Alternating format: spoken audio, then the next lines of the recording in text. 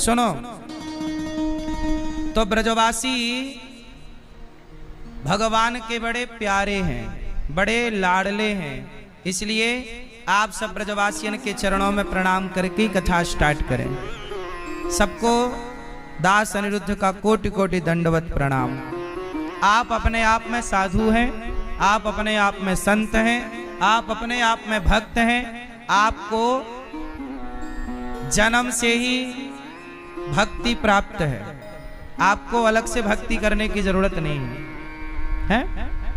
धाम में 4 चीजें होती है ना, नाम, रूप, लीला और धाम। कितनी चीजें होती हैं ईश्वर को पाने के लिए? ईश्वर को पाने के लिए 4 रास्ते हैं। ईश्वर को पाने के 4 रास्ते। पहला रास्ता नाम, या तो भगवान का नाम का आश्रय ले लो, खूब नाम जपो, श्री कृष्ण गोविंद हरे मुरारी हे नाथ नारायण। या तो कीर्तन का आश्रय लो भगवान के नाम का। कलयुग केवल नाम आधारा, सुमरि सुमरि नर उतरहि, कृते यध्यायते विष्णुम त्रेतायाम यजतो मखै, द्वापरे परिचर्यायाम कलौ केशव कीर्तनात्। कलयुग में केवल कीर्तन, तो कलयुग में है नाम, दूसरा है रूप। कलयुग में क्या है? भगवान के नाम का आश्रय ले लो या भगवान के रूप का आश्रय ले लो। भगवान का रूप बड़ा सुंदर है। भगवान कितने सुंदर हैं? क्यों मैया? ये टेढ़ी टांग वालों कितनों सुंदर हैं। ये मैया, ये टेढ़ी टांग वालों कितनों सुंदर है तो कारो, पर गोरी राधा भी आके पीछे पड़ी रहे। हाँ या ना? सोचो, कहा जाता है ना, हाँ जो गोरे होते तो क्या करते मनमोहन, जो गोरे होते तो क्या करते मनमोहन, जब श्याम रंग पर ही दुनिया मर जाती है, जब श्याम रंग पर ही दुनिया मर जाती है। तो जब भगवान सांवले हैं तो इतने सुंदर हैं, गोरे होते तो कितने सुंदर होते। इसलिए भगवान की वह सांवली सी सूरतिया को मन में बसाओ और नाम और रूप का आश्रय लो। भगवान की सुंदरता देखनी है तो किसी स्त्री किसी पुरुष की सुंदरता नहीं, भगवान की छवि को मन में बसाया जाए। नाम रूप, भगवान के नाम का आश्रय लिया जाए। मैया आप सबन को आवाज आए? ए लाला, नाम रूप, भगवान के नाम का आश्रय ले लिया जाए। भगवान का नाम बड़ा सुंदर, भगवान के रूप का आश्रय ले लिया जाए, रूप बड़ा सुंदर। एक साधु जी एक महिला को देखकर बोले कितनी सुंदर हो, तो कोई दूसरा बोला वाह बाबा जी आपको महिला की सुंदरता दिख रही है। तो साधु जी ने कहा ना भैया, जो अजर हुए अदब तेरे देखते हैं, वो शेर कत्ल पहले अपना देखते हैं। ना मतलब है तुझसे ना सूरत से तेरी, हम तो सिर्फ कन्हैया तेरी कलम देखते हैं। कि जिस परमात्मा ने सुंदर नारी बनाई वो भगवान स्वयं कितना सुंदर होगा। जिस परमात्मा ने सुंदर स्त्री बनाई, सुंदर पुरुष बनाया, सुंदर संसार बनाया, पशु पक्षी बनाए, वो भगवान स्वयं कितना सुंदर होगा। क्यों? हाँ, जिसकी रचना इतनी सुंदर वो कितना सुंदर होगा। नाम तुम्हारा पालनहारा, जाने कब दर्शन होगा। जिसकी रचना इतनी सुंदर कितना सुंदर होगा। आई आवाज।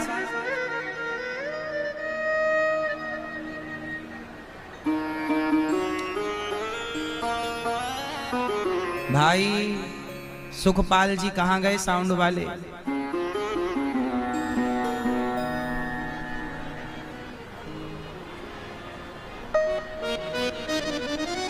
तो नाम रूप, या तो भगवान का नाम जप करो, रूप का आश्रय लो, और लीला या भगवान की लीलाओं का गुणगान करो, गाओ और सुनो। सुनो और गाओ भगवान का। आ गई लाला, आए गई, आए गई, आए गई। अब ना जाए लाला। सुनो, या तो भगवान का नाम सुनो, नाम का आश्रय, या रूप का आश्रय। भगवान बहुत सुंदर है, टेढ़ी टांग वालों बहुत सुंदर है। और लीला, भगवान की लीलाओं को सुनो, ज्यादा से ज्यादा भगवान की लीलाओं को गाओ। जब कानों से भगवान की कथा सुनते हो तो कान पवित्र होते हैं, और वाणी से जब भगवान का नाम गाते हो तो वाणी पवित्र होती है। इसलिए गाओ। क्या गाएं? भगवान की कथाएं। आपस में बैठो पति पत्नी और भगवत चर्चा करो। क्यों? और चौथा है धाम, नाम रूप लीला धाम। तो आप लोगन को तो धाम में जन्म ही दियो भगवान ने। तो या काजे आप तो बड़े भाग्यशाली है गए कि आपको चौथी चीज तो प्राप्त करना ही ना है, क्योंकि ऑलरेडी जन्मजात प्राप्त है। बस 3 प्राप्त करनी है। नाम प्राप्त करना है, जप करना है, रूप प्राप्त करना है, भगवान के रूप का ध्यान करना है कि मेरो कन्हैया कैसो है, मारो कन्हैया। बस उसी वा कन्हैया कोई ध्यान करना है। कृष्णात् परम किमपि तत्त्वमहं न जाने। कृष्ण से बड़ा कोई तत्व है ये मैं नहीं जानता। कृष्ण से बड़ा कोई योगेश्वर है। यत्र योगेश्वरः कृष्णो यत्र पार्थो धनुर्धरः। कृष्ण से बड़ा कोई योगी है मैं नहीं जानता। क्यों? राधा रानी से बड़ी कोई शक्ति है मैं नहीं जानता। होगी कोई शक्ति, पर मैं तो नहीं जानता। मैं तो ये जानता हूं कि जगत का आधार श्री राधा रानी है। अरे जगत, लक्ष्मी जी पांव दबाती हैं नारायण के। लक्ष्मी जी पांव दबाती हैं भगवान नारायण के। जो लक्ष्मी जी भगवान श्रीमन नारायण के पांव दबा, सोचिए सारी दुनिया को क्या चाहिए? लक्ष्मी। सारी दुनिया को क्या चाहिए? लक्ष्मी। पर वो लक्ष्मी को क्या चाहिए? नारायण। सारी दुनिया लक्ष्मी को चाहती है, पर लक्ष्मी नारायण को चाहते हैं। पर वृंदावन में जब वह नारायण कृष्ण बनकर प्रकट भये और कृष्ण बनकर प्रकट भये तो लक्ष्मी नारायण के पांव दबाती हैं, पर वह नारायण तो राधा रानी के पांव दबाते हैं। वह नारायण तो राधा रानी के चरण सेवा करते हैं। हाँ या ना? फिर ये हमारी श्री राधा रानी है। जगत को चाहिए लक्ष्मी। सारी दुनिया लक्ष्मी के पीछे पड़ी है, पर लक्ष्मी नारायण के पीछे पड़ी है। और लक्ष्मी नारायण के पीछे पड़ी और वो नारायण हमारी राधा रानी के पीछे पड़ा हुआ है।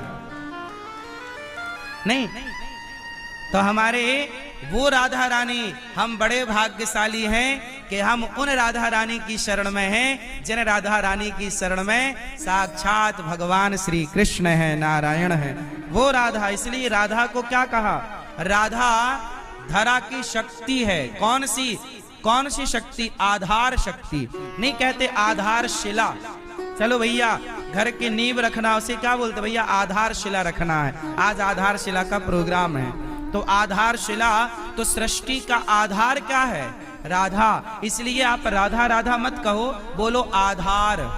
आधार आधार आधार आधार आधार राधा। आधार कहोगे तो राधा अपने आप आएगा, क्योंकि आधार मतलब राधा ही सृष्टि का आधार है। राधा ही सृष्टि का। इसलिए आधार कहने से क्या बोध होता है? बोलो। आधार कहने से राधा का बोध होता है कि नहीं? बोलो हाँ कि ना। बात सही है कि गलत है? आधार आधार आधार आधार आधार आधार आधार राधा क्या निकला? राधा, राधा ही ना आधार है सृष्टि का। इसलिए तो कहते हैं, इसलिए तो कहते जो राधा नाम न हो तो, जो राधा नाम न हो तो रस राज विचारो रो तो, जो राधा नाम न हो तो रस राज विचारो रो तो, ना हो तो कृष्ण अवतार जपे जा राधे राधे, ना हो तो कृष्ण अवतार जपे जा राधे राधे। तो राधा रानी ना होती तो कृष्ण भी फिर, इसलिए राधा रानी आधार शक्ति है, इसलिए राधा अपने आप में सबसे बड़ी शक्ति है। राधा अपने आप में सबसे बड़ी शक्ति है, इसलिए आप सब बड़े भाग्यशाली हैं कि राधा रानी की गोद में, ये ब्रजमंडल क्या है, भगवान की गोद है। राधा रानी यहाँ की माँ है, अधिष्ठात्री देवी तो ब्रजमंडल की राधा रानी ही है ना भाई। ब्रजमंडल की अधिष्ठात्री देवी कौन? श्री राधा रानी। तो आप लोग बड़े वासियों के मध्य तो आज ये दास अनिरुद्ध अपने आप को बैठा कर पावन कर रहा है, पवित्र कर रहा है आप सबकी उपस्थिति से। हमारे पूज्य महाराज जी श्री झाड़ी वाले हनुमान जी की सेवा में परम पूज्य महंत जी स्वामी श्री राम रतन दास जी महाराज जी, समस्त झाड़ी वाले हनुमान जी के यहाँ के भक्तजन, आप सबके द्वारा ये भागवत जी का यहाँ आयोजन हुआ और पूज्य महाराज जी का दर्शन हम सबको मिला। संत लोग क्या करते हैं, सारे संत क्या करते हैं, संत क्या करते हैं, मधुकरी करते हैं। क्या करते हैं? जैसे मधुमक्खी शहद इकट्ठा करती है और शहद इकट्ठा करके समाज को दे देती है, लोग ले आते हैं तोड़ कर पीते हैं, ऐसे ही संत लोग थोड़ा थोड़ा पैसा इकट्ठा करते हैं और उस पैसे से क्या करते हैं, आप क्षेत्रवासियों को भागवत सुनवा देते हैं। चलो भैया इकट्ठा करो और भंडारा करा देते हैं, खूब प्रसादी पवा देते हैं, पाव प्रसादी कर, कथा सुनो, भक्ति के रंग में रंगो। तो संत लोग मधुकरी यही तो है कि थोड़ा थोड़ा वो इकट्ठा करते हैं और समाज की सेवा में उड़ेल देते हैं। उड़ेल देना समझते हैं ना, बिखेर देना, दे देना, समाज को समर्पित कर देना। ऐसे संत हमारे परम पूज्य स्वामी श्री राम रतन दास जी महाराज के चरणों में दास का कोटि कोटि दंडवत प्रणाम। प्रिय भक्तों, हमारे बीच में विधायक जी श्री राजेश चौधरी जी, आपकी धर्म पत्नी के साथ आप पधारे हैं, बहुत बहुत स्वागत आपका। ब्लॉक प्रमुख भी आए हैं सुमन चौधरी जी, और प्रशांत गुप्ता जी भी, मनीष जी भी और उमाकांत शर्मा जी भी, आप सब पधारे हैं। सबका खूब खूब स्वागत, वंदन, अभिनंदन है। अब प्रवेश करते हैं भगवत चर्चा में, भगवान की पावन कथा में। भागवत जी में पहली बात क्या, ब्रह्म सूत्र से भागवत जी को व्यास जी ने प्रारंभ किया। जन्माद्यस्य यतः, जन्म आदि यस्य जन्माद्यस्य। भगवान कौन है? जन्म देने वाले। कौन? भगवान किसे कहते हैं? क्यों भैया? ये मोबाइल वाले भैया बात करेंगे, बताओ भगवान किसे कहते हैं? उत्तर दो सब लोग ध्यान से। अब तो आवाज आ रही है ना पूरी? हाँ, अब ध्यान से सुनो। मैया, लाल मैया, बैठो मेरी माँ, सुनो, ये बताओ भगवान किसे कहते हैं? आप बताओ भैया। ईश्वर, भगवान किसे कहते हैं? कोई आपसे पूछे क्यों भैया भगवान किसे कहते हैं, बताओ परिभाषा किसे? भगवान किसे कहते हैं? है? परिभाषा देखो, आप सनातनी हैं, हम सब सनातनी हैं। मुसलमान को कुरान आती है, मुसलमान को कुरान आती है, उर्दू आती है। मुसलमान का बच्चा पढ़ने मदरसे जाता है, वो अपने धर्म का बोध सीखता है। हमारे बच्चों को भी क्या गीता नहीं पढ़ने जाना चाहिए? जब मुसलमान के बच्चे को बचपन से उनके मजहब पंथ का बोध है, तो क्या सनातनियों को बचपन से अपनी संस्कृति, अपने संस्कारों का बोध नहीं होना चाहिए? क्यों भैया बताओ, होना चाहिए ना? ये हम सनातनियों की कमी है कि हम अपने बच्चों को गीता से वंचित रखते हैं, गीता नहीं पढ़ाते। अब जैसे गर्मियों की छुट्टी चल रही है, बच्चों का स्कूल तो नहीं है ना। अब इस एक महीने में, एक महीने की छुट्टी होती है बच्चों की, 2 महीने की, 1.5 महीने की, चलो इस एक महीने में क्या करना चाहिए? इस एक महीना में आप अपने बच्चों को गीता पढ़ाओ। स्कूल की पढ़ाई तो है नहीं, दिन भर खेलो बेटा, पर सवेरे 2 घंटा पढ़ लो, शाम को 1 घंटा पढ़ लो, गीता पढ़ो। एक महीने में गीता को समझो, थोड़ा रामचरितमानस पढ़ो, थोड़ा कृष्ण के बारे में जानो, कृष्ण कौन है। आप लोग तो जानते हो कि श्री कृष्ण कौन है। चलो कल को ये सवाल कोई आपसे कह देगा, आप कहोगे हमारे कृष्ण भगवान है, आप कहोगे कि हमारे कृष्ण भगवान है, तो सामने वाला पूछेगा कि चलो बताओ भगवान की परिभाषा क्या है, भगवान कहते किसे हैं? तो क्या उत्तर दोगे? कृष्ण कौन है? भगवान है। कृष्ण कौन है? हमने पूछा कि भगवान किसे कहते हैं, तो आपने इतनी देर क्यों लगाई, सीधा क्यों नहीं बोल दिया कृष्ण को भगवान कहते हैं? पहली तो ये बात है कि आपको ये कहना चाहिए कि कृष्ण कौन है? भगवान। अब सवाल खड़ा हुआ कि भगवान किसे कहते हैं, तो सुनो, भगवान किसे कहते हैं? तो भगवान में 5 शब्द हैं, भा, ग, वा, आ, मात्रा भी जोड़ेंगे, आ, न। क्या हुआ? भा, बोलो, भा, ग, वा, आ मतलब आ की मात्रा, ना मतलब, भा मतलब भूमि, गा मतलब गगन, वा मतलब वायु, आ मतलब आकाश, आ मतलब अग्नि, गा मतलब गगन हो गया। भा मतलब भूमि, वा मतलब वायु, भा मतलब भूमि, गा मतलब गगन, वा मतलब वायु, आ मतलब अग्नि, और ना मतलब नीर। भा, ग, वा, आ, न। तो भा मतलब भूमि, गा मतलब भाग, वा मतलब वायु, आ मतलब अग्नि, ना मतलब नीर। ये 5 तत्व हो गए। इन 5 तत्व से ही आप बने, हम बने, सृष्टि बनी। तो प्रकृति को ही भगवान कहते हैं। पृथ्वी, जलवायु, अग्नि, आकाश। हमारा भगवान वायु के रूप में है, बोलो हाँ। हमारा भगवान जल के रूप में है। नारायण, नार कहते हैं जल को, नार में, जल में शयन करने से उनका नाम पड़ा नारायण। भगवान नारायण का नाम नारायण क्यों पड़ा? क्योंकि वो जल में क्षीर सागर पर शेष सैया पर शयन करते, इसलिए उनका नाम पड़ा नारायण। तो भगवान जल के, इसलिए भगवान का एक नाम है निराकार। लोग कहते हैं ना निराकार, निराकार नहीं, निराकार। निराकार भी है अलग, उसकी व्याख्या भी बताऊंगा। पर एक चीज और समझो, निराकार क्या कार? नीरा, नीर मतलब जल, जल के आकार के भगवान है, बोलो हाँ। अच्छा ये बताओ, जब जरूरत पड़ी तो हमारे श्री कृष्ण ने अग्नि का पान किया कि नहीं?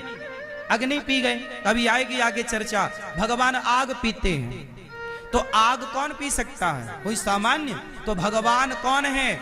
अग्नि के स्वरूप है या नहीं? तो भगवान ही प्रकृति है। भगवान किसे कहते हैं? बोले प्रकृति को ही भगवान कहते हैं। इसलिए हम सनातनी लोग प्रकृति की पूजा करते हैं। हम पीपल की पूजा, वटवृक्ष की पूजा, तुलसी की पूजा, नदी की पूजा, समुद्र की पूजा, पत्थर की पूजा, बोलो हाँ। हम लोग ही हैं जो धूल को पूजते हैं। इसलिए दुनिया में कहीं धूल को ना पूजा जाए, पर ब्रजमंडल की तो रज को ही धूल को पूजा जाता है, नहीं पूजा जाता। पूरी दुनिया में धूल की पूजा कहीं होती है तो ब्रजमंडल में होती है, बोलो हाँ, रज की पूजा। अच्छा ब्रज कहते हैं इसे। हम लोग कहां बैठे हैं? ब्रज में। चलो बताओ ब्रज का फुल फॉर्म क्या हुआ? ब्रज मतलब फुल फॉर्म ब्रज का, ब्रज का फुल फॉर्म, ब्रज का फुल फॉर्म होता है ब्रह्म की रज। ब्रा मतलब ब्रह्म, रा मतलब रज। ब्रह्म की रज जहां सजीव आज भी उपलब्ध हो उसे ब्रज मंडल कहते हैं, उसे ब्रज कहते हैं, जहां ब्रह्म की रज हो। इसलिए आज भी लोग आते हैं तो गिरिराज जी, बरसाना और वृंदावन लोग लौटते हैं, दंडवती परिक्रमा करते हैं। और ब्रज रज में क्या, ब्रज रज में ब्रज रज में लौट कर यमुना जल कर पान, राधा राधा रटत ही या तन सो निकले प्राण। तो ब्रज रज में लौट कर, लौटने की महिमा, आज भी लोग निधि बन जाते हैं, लौटते हैं, सेवा कुंज जाते हैं तो लौटते हैं। गिरिराज जी की और बरसाने की और वृंदावन की परिक्रमा लगाते हैं लोग तो लौटते हैं ब्रज रज में। वाह, यही ना रज है। इसलिए भगवान किसे कहते हैं? प्रकृति। हमारा भगवान केवल एक रूप में नहीं कि हम केवल गिरिराज उठाए कन्हैया की पूजा करेंगे, नहीं, हमारा गिरिराज उठाया हुआ कन्हैया रज के रूप में भी मौजूद है। हमारा गिरिराज उठाया हुआ कन्हैया आग के रूप में भी मौजूद है। हमारा गिरिराज उठाया हुआ कन्हैया वायु के रूप में, वायु सर्वत्र है तो वायु के रूप में हमारा कन्हैया ही सर्वत्र है। बोलो हाँ। आकाश सर्वत्र है तो हमारा कन्हैया गिरिराज जी उठाया है, वो कन्हैया आकाश के रूप में सर्वव्यापी है। बोलो हाँ। हमारा कन्हैया केवल वृंदावन या ब्रजमंडल तक ही सीमित नहीं है, हमारा कन्हैया तो सृष्टि के कण कण में किस रूप में व्यापक है? जैसे आकाश के रूप में, वायु के रूप में, अग्नि के रूप में, जल के रूप में, पृथ्वी के रूप में, धरती के रूप में, हाँ या ना? यही ना व्यापक। इसलिए हमारे यहां ब्रह्म कहते हैं। ब्रह्म, ब्रह्म का फुल फॉर्म क्या हुआ? व्यापक। विष्णु सर्व गुहाशया। विष्णु शब्द क्या है? व्यापक को विष्णु कहते हैं। ब्रह्म व्यापक है। व्यापक मतलब हरि व्यापक सर्वत्र समाना, हरि व्यापक सर्वत्र समाना। और प्रेम ते प्रगट हो ही मैं, तो हमारा कन्हैया व्यापक है। इतना सा कन्हैया हमारा नहीं है कि इतना सा बस एक जगह है, नहीं, हमारा कन्हैया तो हर रूप में है। क्यों जी, बात सही है? हर रूप में व्यापक है, बड़ा है, छोटा सा नहीं है। अड़ोर अणिया जरूरत पड़ने पर वो कन्हैया छोटा भी हो जाता है। यशोदा का बेटा बन गया, दूध पीता है मैया का, मैया मुझको दूध पिलाए दे। मैया बोली लाला अभी मक्खन तेरे लिए दोह रही हूं ना। एकेदा गृहदासीसु यशोदानंद गेनी कर्मांतर नियुक्तासु निर्ममंथ स्वयं दधी। एक बार मैया दही मंथन कर रही, कन्हैया ने मथानी पकड़ ली, मैया मुझको दूध पिलाए दे। मैया बोली लाला तेरे लिए ताजा ताजा मक्खन निकाल रही हूँ, अभी दूध ना पिलाऊं तुमको मक्खन खवाऊंगी ना। मैया मुझको तो तेरो दूध ही पीनो है। अब जरा सवाल खड़ा हुआ, परीक्षित जी ने कहा हे सुखदेव जी रुको रुको रुको, गुरुदेव रुको, क्या हुआ ये बताओ कि ये यशोदा मैया ने कौन सा पुण्य किया कि जगत के पालनहार की माता बनी और जो जगत का पेट भरता हो आज उसे तृप्त कर रही है माता यशोदा अपने दुग्ध पान से, दूध पिलाकर। क्या ये कन्हैया भूखा है? बोलो, क्या ये भूखा है? पर मैया से कहता भूख लगी दूध पीना है। अब बताओ, क्या ब्रह्म को भूख लगेगी? जगत के पालनहार को भूख लग सकती है, लेकिन वो भगवान बिक जाता है प्रेम में। वो कन्हैया बिक जाता है किसमें? प्रेम में। मैया के प्रेम ने खरीद लिया है कन्हैया को, और ऐसे खरीदा कि मैया डांटती है, ए लाला आज तो को मारूंगी, डंडा लेके वो कन्हैया के पीछे दौड़ती है। जगत के पालनहार भगवान आंखें खोल लें तो सृष्टि हो जाती है, भगवान आंखें बंद कर लें तो प्रलय हो जाता है। भगवान आंखें खोलें तो सृष्टि होती है और आंखें बंद करें तो प्रलय होता है। ऐसे भगवान को मैया बोली आज तो को पकड़ के ही रहूंगी, और भगवान भाग रहे, मैया मत मारियो, मैया मत मारियो, मैया मत पकड़ियो, भाग रहे हैं भगवान। और मैया ने पकड़ा और उखल से बांध दिया, पकड़ा और उखल से बांध लिया और भगवान बंध गए। अब बताओ क्या ब्रह्मा के बांधे भगवान बंधते? बोलो, क्या ब्रह्मा कृष्ण को बांध सकते हैं? बोलो, है ताकत ब्रह्मा में? नहीं ना। ब्रह्मा के बांधे कन्हैया ना बंधे। क्या इंद्र की ताकत है कि भगवान को बांध ले? क्या और किसी की ताकत है कि भगवान को बांध सकें? लेकिन मैया की ताकत है कि मैया बोली आज दारी के तोकू पकड़ के ही रहूंगी, बांधूंगी तोकू, मैया मत बांधियो। उखल से बांध दिया और बांधा तो 2 अंगुल रस्सी कम पड़ गई। ये देखो जरा, ये सब क्या था? क्या वो भगवान इतना सुलभ है? अरे वो भगवान यही तो बताना चाहा कि मैं ब्रह्म हूं, परमात्मा हूं। बड़े बड़े ज्ञानियों के ध्यान में नहीं आता, पर प्रेम कर लोगे तो मैं तुम्हारे बंधन में भी बंधने को तैयार हूं। इसलिए प्रेम से पुकारो। मोहन प्रेम बिना नहीं मिलते, चाहे कर लो कोटि उपाय। तो भगवान क्या है? दुर्लभ हैं, लेकिन दुर्लभ भी प्रेम के आगे सुलभ हो जाते हैं। ऐसे भगवान हैं। तो भगवान कौन है? ऐश्वर्यस्य समग्रस्य धर्मस्य यश सहस्री ज्ञान वैराग्य और चैव षड्नाम भगितीर्ण। भगवान किसे कहते हैं? ये व्याख्याएं हैं। बिनु पग चलहि सुनहि बिनु काना, कर बिनु कर्म करहि विधि नाना। मैया भगवान किसे कहते हैं? जो बिना कानों के सुने। ए भैया, भगवान किसे कहते हैं? जो बिना कान के, जोर से, जो बिना कान के और जो बिना हाथ के काम करे, और जो बिना पांव के चले, और जो बिना वाणी के बोले, जो बिना आंखों के। अच्छा ये बताओ कि बिना कान के भगवान ने कहां सुना? चलो सुनाओ। गोस्वामी जी क्या कहते हैं कि बिनु पग चलहि। अच्छा बताओ, भगवान श्री कृष्ण बिना पांव के कहां चले? आप बताओ। चलो मैया आप बताओ। भगवान के बारे में लिखा, भगवान किसे कहते हैं? जो बिना पांव के चलता हो। चलो बताओ, श्री कृष्ण बिना पांव के कहां चले? आप बताओ। ये कन्हैया बिना पांव के कहां चला? बताओ। नहीं नहीं बताओगे मैया, गुस्सा हो क्या? मैया बताए दे मेरी मां, बिना पांव के भगवान कहां चले? नहीं सुनो, ये हमारा कन्हैया कैसा है? ये बिना पांव के चलता है। सिद्ध हो गया कि ये कृष्ण कोई मनुष्य नहीं है, भगवान है। कहां चला? आओ दिखाते हैं। जब द्रौपदी ने पुकारा, जब द्रौपदी ने पुकारा, उस समय द्वारिकाधीश द्वारिका में थे। और साड़ी कहां खिंच रही थी द्रौपदी की? हस्तिनापुर। हस्तिनापुर मतलब वर्तमान का मेरठ। आज जो मेरठ है उस जमाने का यही हस्तिनापुर था, और जो आज की दिल्ली है यही उस टाइम की इंद्रप्रस्थ थी। बोलो हाँ। तो मेरठ आज वर्तमान का मेरठ, जहां द्रौपदी की साड़ी उतारी जा रही थी। और द्वारिका कहां है? गुजरात में, समुद्र के किनारे। तो हमारे कन्हैया कहां थे उस समय? द्वारिका में।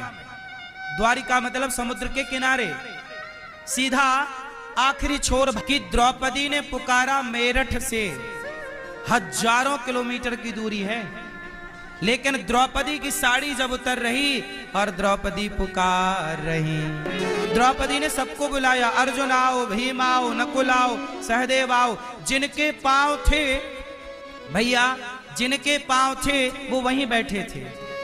और द्रौपदी ने बुलाया कि अर्जुन बचाओ, भीम बचाओ, गुरु द्रोण बोलो, हे गुरु बचाओ, पितामह बोलो, कुछ तो बोलो। पितामह गुरु द्रोणाचार्य बताओ ना। देखो मेरी साड़ी उतारी जा रही, भरी सभा में मुझे निर्वस्त्र किया जा रहा है। जब कोई नहीं आया, जिनके पांव 2-2 पांव थे, सबके सब बैठे तमाशा देख रहे थे। बोलो हाँ। लेकिन जब द्रौपदी थक गई, जगत को बुला बुला कर तब जगन्नाथ को बुलाया। आओ कन्हैया आओ मुरारी, तुमको पुकारे ये बहना तुम्हारी। देखो जरा ये हालत हमारी, बहना तुम्हारी लुटी जा रही है। आओ हे गोविंद आओ। जब द्रौपदी ने पुकारा तो बताओ, पांव वाला दौड़ता तो कितना दौड़ता, लेकिन द्वारिकाधीश द्वारिका से दौड़े।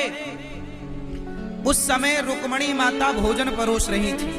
भगवान बैठे भोजन करने, रुक्मणी माँ ने कहा भोजन कर लो। भगवान बोले थोड़ा रुक जाओ रुक्मणी, थोड़ा रुक जाओ रुक्मणी।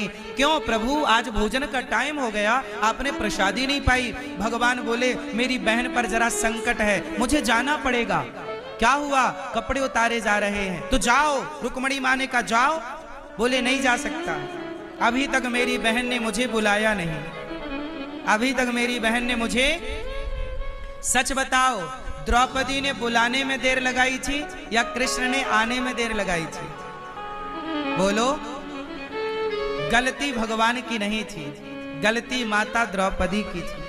क्या गलती थी? इन्होंने बुलाने में बड़ी देर लगा दी। इन्हें भरोसा अर्जुन पर था, भीम पर था, युधिष्ठिर पर था। तो भगवान बोले बुलाओ, अर्जुन को बुलाओ, हम खड़े। भगवान क्या कहते हैं? निर्बल केवल राम सुनहरी मैंने, निर्बल केवल राम।